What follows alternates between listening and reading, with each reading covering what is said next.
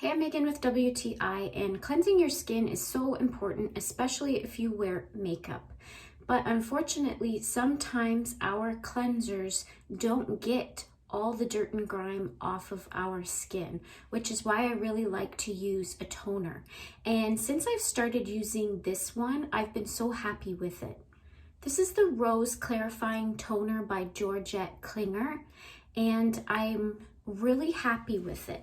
It's a clear liquid toner that smells super fresh and clean, but that scent is quite light and unassuming.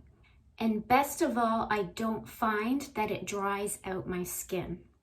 So if you're looking for a really good toner to make sure you get off any excess dirt or makeup after you've cleansed your face, I definitely recommend this Rose Clarifying Toner by Georgette Klinger.